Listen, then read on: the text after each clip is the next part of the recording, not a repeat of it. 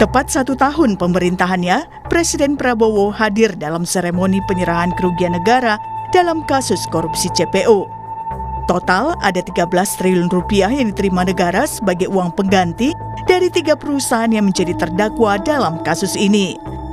Prabowo bilang uang yang diterima negara bisa digunakan untuk renovasi sekolah hingga membangun kampung nelayan.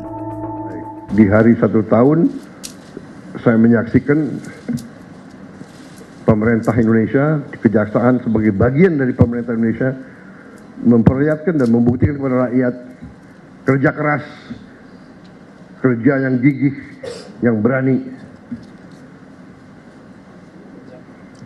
sehingga bisa membantu negara menyelamatkan kekayaan. Ingat, kalau kita lihat ini sama dengan 8.000 sekolah kita perbaiki. 5 juta nelayan bisa hidup. 5 juta dengan uang yang ada di sini. Saya ini greget, saya ingin kalau bisa kita kejar lagi itu ya, kekayaan yang diselewengkan.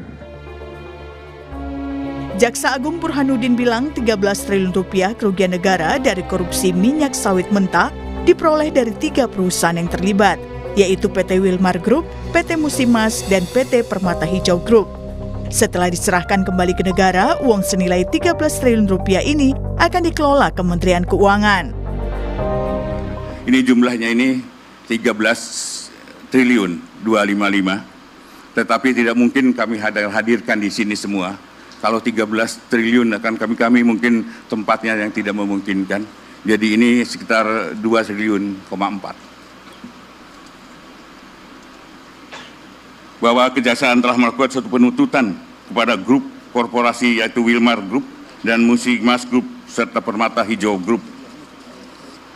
Total kerugian perekonomian negara itu 17 triliun. Kasus korupsi pemberian fasilitas ekspor crude palm oil atau CPO dan turunannya terjadi pada periode 2021 hingga 2022. Di awal kasus ini ada 5 orang dan 3 perusahaan yang terlibat. Dalam perjalanan kasus terungkap pula suap pada Ketua PN Jakarta Selatan, Panitera Muda PN Jakarta Utara, dan 3 hakim tipikor untuk vonis bebas pada 3 korporasi tersebut.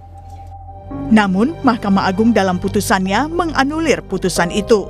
Mahkamah Agung memutuskan ketiga korporasi harus membayar uang pengganti sebesar 17,7 triliun rupiah, yaitu PT Wilmar Group sebesar 11,8 triliun rupiah, PT Musimas Group sebesar 4,8 triliun rupiah, dan PT Permata Hijau Group sebesar 937,5 miliar rupiah. Uang yang sudah disetor ke negara sebanyak 13,25 triliun rupiah. Sementara sisanya 4,4 triliun rupiah dibayar bertahap atas permintaan PT Musimas dan PT Permata Hijau. Tim Liputan Kompas TV.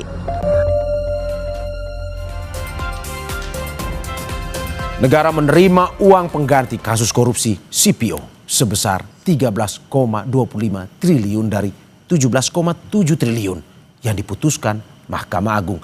Bagaimana pengelolaan yang terbaik untuk uang tersebut dan bagaimana pengawasannya? Kita bahas soal ini bersama sejumlah narasumber. Ada Kapus Penkum Kejaksaan Agung 2009-2010, Jasman Panjaitan yang tersambung melalui daring bersama kita. Selamat pagi Pak Jasman.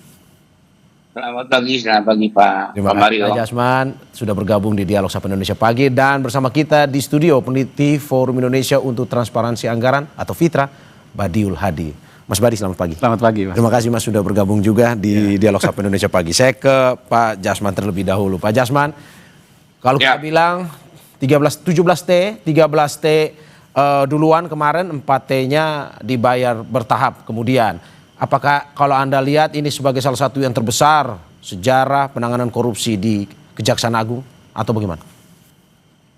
Ya, termasuk salah satu perkara besar yang ditangani oleh Kejaksaan Agung. Meskipun masih ada di kasus-kasus lain yang tergolong besar kerugiannya, seperti yang di kasus Timah, di PD Timah. Jadi, tapi ini juga udah termasuk besar ya, 17 kerugian negara dan ini hasilnya sudah disetorkan seperti bagaimana kita tahu bahwa kemarin acaranya sudah diserahkan kepada Menteri Keuangan Republik Indonesia, disaksikan oleh Pak Prabowo, Presiden kita. Oke, dan apakah memang secara kasusnya lumrahkah Pak Jasman 17T, 13 bayar di muka, 4 triliunnya bertahap? Bukan masalah lumrahnya, memang uang yang disitakan itu 13 Ya. lebih. Namun kan dalam bentuk aset, ya, tanah itu ada lagi yang sekitar 4,7 triliun lagi Ya. yang masih harus disita oleh atau dilelang oleh Kejaksaan Agung nanti, dan selanjutnya diserahkan ke Menteri Keuangan juga. Karena memang ini adalah kerugian negara semua. Itu, Pak. Oke, lalu bagaimana dengan kita lihat soal kasus pidananya sendiri, bahwa dalam putusan terakhir sebelum diambil oleh Mahkamah Agung, onslah nih Pak, pidana vonis bebas, tapi dengan membayar ganti rugi seperti itu. Kalau Anda melihat bahwa memang selama ini dengan putusan onslah, kalau yang pernah ditangani selama ini, onslah apakah memang selalu mengikuti dengan ganti rugi atau mungkin sebaliknya ganti rugi tapi pidananya bebas nih? Sebenarnya tidak ada istilah ganti rugi, itu adalah pidana. Jadi kalau misalnya, tapi kan kasus ini kan sudah jelas bukan onslah. Tapi kalaupun onslah, apa yang dimaksud dengan onslah itu? Onslah itu adalah perbuatan pidana tidak terbukti, tetapi ada kerugian negara. Kalau misalnya itu yang menjadi putusannya, maka kejaksaan bisa melakukan gugat perdata mengenai kerugian. Tapi secara pidananya tidak begitu. Itu pengertian daripada onslah. Oke. Dan itu, kalau misalkan dengan posisi jumlah yang begitu besar seperti ini, bagaimana proses, dalam arti apakah memang kita menunggu dari yang terpidana untuk memberikan kepada kita, atau ada mekanismenya? Misalkan kita bisa mengambil secara paksa jika sudah ada vonis tersebut. Iya. Jadi kalau sudah, tadi kan saya sudah katakan, andai kata sudah berkekuatan hukum tetap bahwa ini adalah onslah, tapi kita nggak bicara onslah sekarang, karena ini sudah berbuat berdasarkan putusan Mahkamah Agung yang telah berkekuatan hukum tetap. Ya. Jadi itu harus ditindaklanjuti lagi, yaitu karena ini dalam bentuk aset, maka itu harus dilelang untuk pengembalian itu. Begitu Pak Mario. Oke, berarti ada beberapa mekanisme yang dijalankan dalam arti untuk bisa mendapatkan apa yang sudah dalam vonis tersebut ya, Pak Jasman ya? Iya Pak. Oke, iya, Pak. Saya ke Mas Badi. Mas Badi, bagaimana Anda melihat bahwa kemarin secara simbolik Presiden menerima di 1 tahun pemerintahan itu 13 triliun hasil dari kasus korupsi yang ditangani oleh Kejaksaan Agung. Sebuah prestasi lah kalau kita bilang Kejaksaan Agung ya, sumringah kemarin Jaksa Agung. Ya, saya kira kita apresiasi ya upaya yang dilakukan oleh Kejaksaan untuk menarik merampas kalau bahasa kasarnya aset yang dikorupsi oleh koruptor itu, dan ini saya kira apresiasi perlu kita berikan. Tetapi memang tadi catatan yang justru serius adalah masih ada sisa 4,4 triliun yang belum disetorkan ke kas negara, dan saya kira itu perlu dikawal secara serius. Jangan sampai ini justru euforia yang saat ini terjadi akan mengaburkan yang 4 triliun ini. 4 triliun sisanya ini. Sisanya itu yang pertama. Yang kedua, saya kira memang tantangannya adalah ketika duit ini sudah diserahkan ke kas negara, pengelolaannya akan seperti apa? Kan kayak gitu. Pemerintah harus menyampaikan kepada publik, transparan kepada publik bahwa agenda penggunaan uang ini untuk apa saja itu harus jelas. Meskipun kemarin misalnya Presiden sudah menyebut beberapa isu strategis ya, misalnya soal pendidikan, soal kampung nelayan dan yang lain-lain.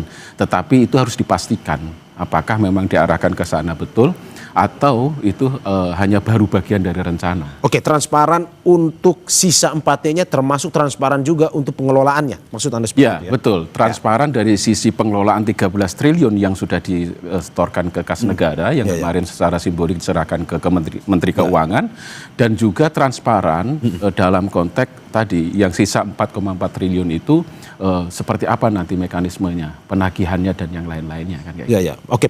Kalau kita lihat kan kemarin putusannya onslaught, tapi masih kasasi di Mahkamah Agung. Ya, Apakah betul. memang uang ini yang diserahkan kepada Kejaksaan Agung ini harus berkekuatan hukum tetap dulu, ataukah memang bisa dilaksanakan secara mekanisme saat ini?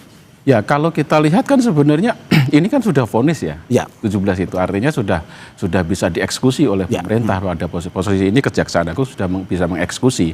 Kalau dilihat kemarin keterangan pers Jaksa Agung kan bahwa pihak perusahaan meminta agar ini ditunda dulu yang sisa 4,4 itu Ya, betul. triliun itu karena kondisi perekonomian dan yang lain-lain lah bahasanya kan kayak gitu. Asumsinya kan begitu. Tetapi kalau kami melihat ini harus dipastikan betul bahwa 4,4 triliun ini ditarik negara gitu. Jangan sampai kemudian nanti secara lepas. transparan itu ya. Transparan saja. Mekanismenya harus transparan kan. Oke, Mas Badi, tadi Anda sudah menyinggung sedikit terkait Ya. dengan mekanisme penyalurannya. Ya. Nah, ke depan ini apakah memang satu transparan, tapi apakah ada aturan misalkan uang-uang ini yang diserahkan kepada pemerintah ini ada aturan khusus untuk mengatur pengelolaannya, mekanisme harus dialurkan kemana? Mungkin saja untuk restorasi, kalau di kasus ini restorasi lingkungan-lingkungan yang sudah rusak, atau kalau sudah diterima pemerintah ya hak prerogatif mau disalurkan kemana aja. Ya, kalau kita merujuk pada undang-undang korupsi kita ya, undang-undang 31 misalnya ya, tentang pemberantasan tindak pidana korupsi itu, uang atau aset hasil rampasan ini kan masuk ke kas negara melalui skema penerimaan negara bukan pajak kan kayak gitu kan, PNBP. Nah, ini yang kemudian masuk ke kas negara ke skema APBN. Nah, pengelolaannya ya itu terserah pemerintah mau digunakan untuk apa. Tetapi memang idealnya kasus-kasus ini ya setidaknya harus ada prosentase yang digunakan untuk sektor. Sektor misalnya ini terkait dengan sawit, dengan lingkungan, maka dari 13 triliun itu harus ada alokasi anggaran yang dikeluarkan oleh pemerintah untuk tadi restorasi lingkungan yang terdampak dari aktivitas yang dilakukan oleh perusahaan ini misalnya kayak gitu. Termasuk bagi petani atau sawit kecil kayak gitu ya. Itu juga perlu mendapatkan dampak ke sana kan kayak gitu. Jangan sampai kemudian stimulus lah ya, stimulus untuk petani-petani sawit kita agar ini bisa lebih dirasakan oleh masyarakat kan kayak gitu. Termasuk tadi selain itu ya untuk tadi peningkatan kualitas pelayanan dasar kita soal isu pendidikan, kesehatan kayak gitu itu menjadi penting kan kayak gitu. Karena jangan sampai juga uang 13 triliun ini kemudian juga tidak jelas diarahkan untuk apa, digunakan untuk apa kan kayak gitu.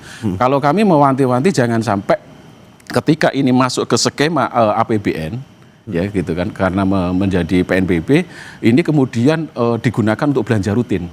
Belanja rutin ini seperti apa? Nah, belanja rutin misalnya untuk perjalanan dinas, gitu kan, pemeliharaan gedung dan yang lain-lain itu. Nah, itu jangan sampai gaji termasuk misalnya kayak gitu. Nah, jangan sampai digunakan untuk itu. Tetapi dipastikan ini untuk program-program yang memiliki dampak secara langsung termasuk ke masyarakat. Kemarin pendidikan LPDP yang disebut oleh Presiden Prabowo. Betul, LPDP termasuk juga ini Mas, UMKM hijau. Sebagai komitmen untuk penguatan green economy kita. Ya, Saya ke Pak Jasman. Pak Jasman, bagaimana Anda melihat kasus ini masih bergulir hingga ke Mahkamah Agung setelah kemarin ditemukan ada unsur suap dalam kasus yang ditangani, dalam vonis yang ditangani, sehingga diambil alih oleh Mahkamah Agung Kasasi. Menurut Anda seperti apa? Saya kira nggak ada kaitan ya, nggak ada kaitan. Itu kasus yang berbeda. Kalau kasus yang mengenai yang keterlibatan ya instansi dari Mahkamah Agung itu memang perkara yang itu nanti adalah perkara tersendiri. Ya, kok ini kan murni perkara korupsi. Jadi tidak ada kaitannya gitu. Jadi kalaupun ini masuk ke Mahkamah Agung kan kalau perkara sendiri sudah inkrah, sudah berkekuatan hukum tetap. Tinggal seperti yang disampaikan oleh Pak Baidul tadi bahwa ini nanti harus kita kawal supaya nanti uang yang sisa atau 4,4 triliun itu betul-betul nanti diserahkan ke pemerintah dalam arti ke negara. Karena memang ini harus diserahkan ke negara.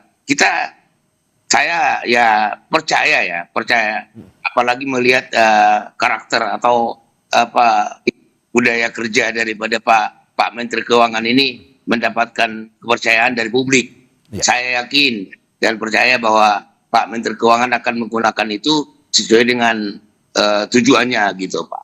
Oke, kalau kita berbicara soal kasusnya, bagaimana dengan rencana tuntutan yang dilakukan oleh kejaksaan, dalam arti bahwa apakah memang cukup dengan pengembalian uang ini, ataukah memang aktor-aktor yang ini yang diduga ikut terlibat dalam korupsi ini harus dipidana juga sebenarnya?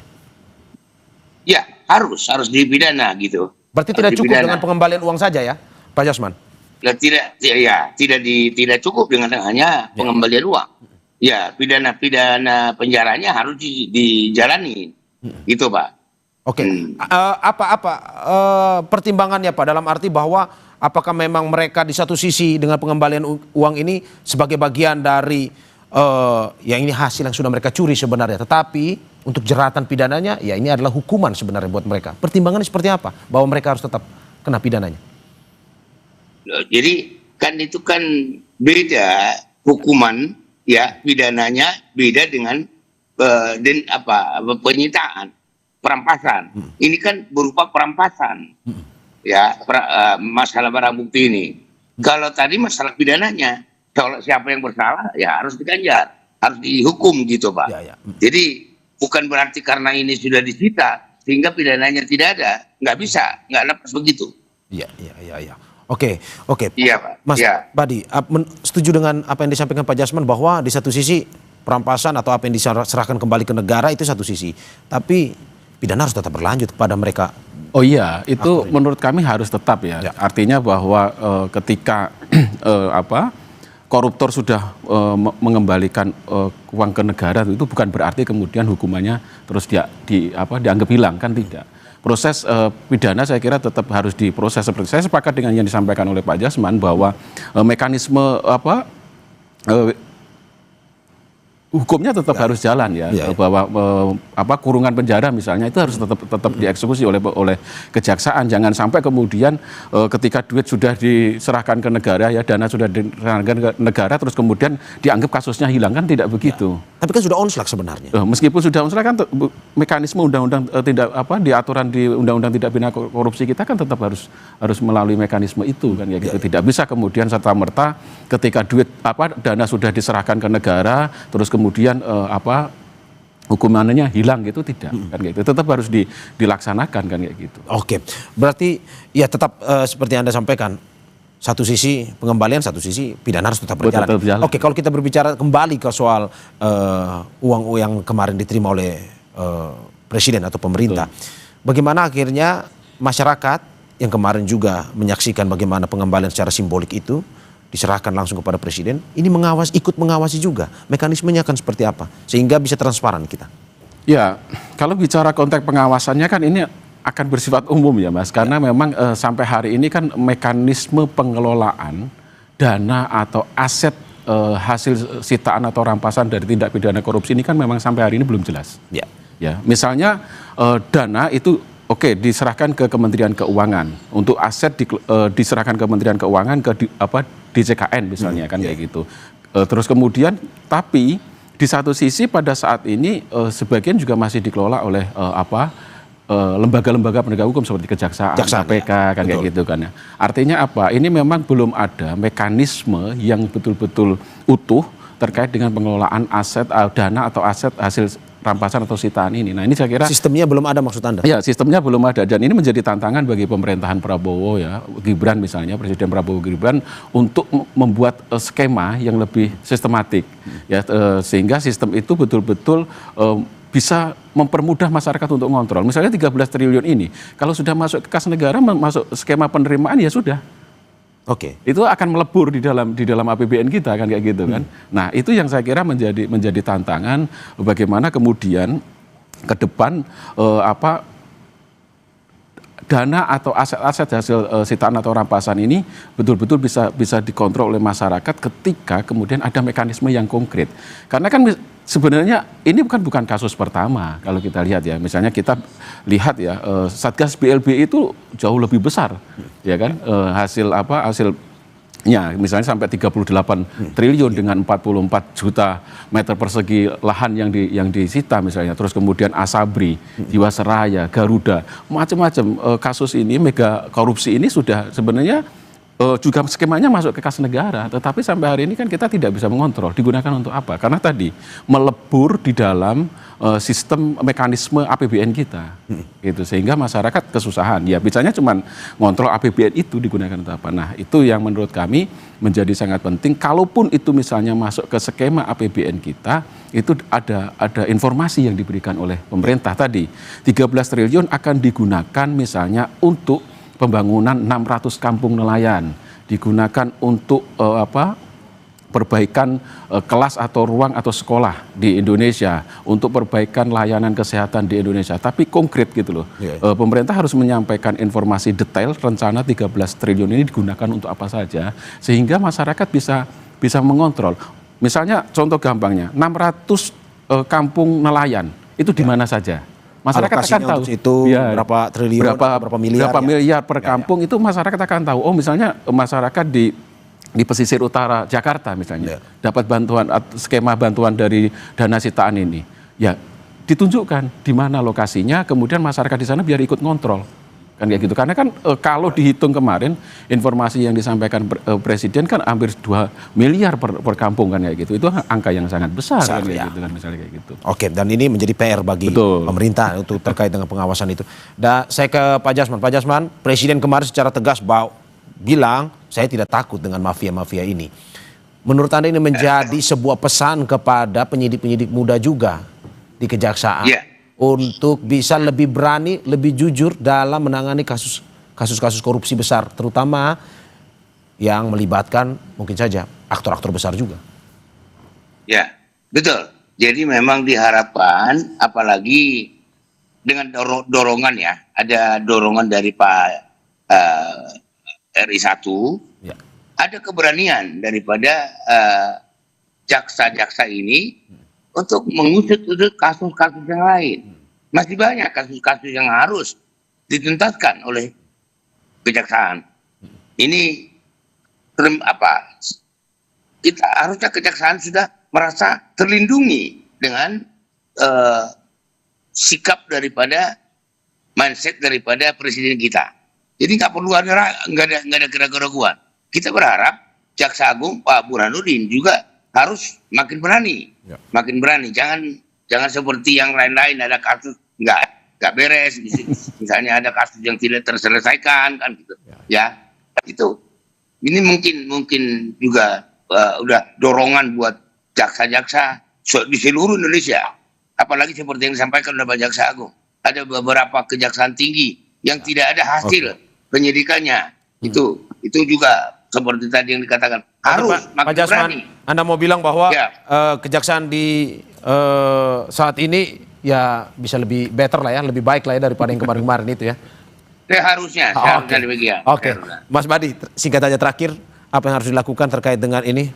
Tadi yang sudah disampaikan bahwa semakin berani untuk bisa mengusut korupsi-korupsi besar seperti ini. Ya, saya kira ini salah satu semangat yang sedang didorong serius oleh Presiden Prabowo ya, komitmen bahwa proses ini 13 triliun ini kan sebenarnya Presiden pengen menunjukkan bahwa saya serius terkait dengan korupsi gitu kan. Tetapi kan ini harus didukung oleh tadi yang disampaikan oleh Pak Jasman. Perangkat penegak hukum ini harus konkret gitu, kerja-kerjanya kan gitu. Jangan sampai kemudian komitmen politik Presiden ini hanya sebatas pidato, kemudian eksekusi di lapangannya tidak sejalan kan gitu. Nah itu saya kira sih tantangan ke depannya. Oke. Ya, terima kasih atas apa yang disampaikan, semoga bisa memberikan penguatan terhadap penegakan korupsi kita dan juga ujung-ujungnya untuk kembali kepada kesejahteraan masyarakat. Terima kasih sekali lagi Kapus Penkum Kejaksaan Agung 2009-2010 Jasman Panjaitan dan juga peneliti Forum Indonesia untuk Transparansi Anggaran atau FITRA Badiul Hadi. Terima kasih Bapak-bapak. Sehat-sehat selalu. Terima kasih Pak.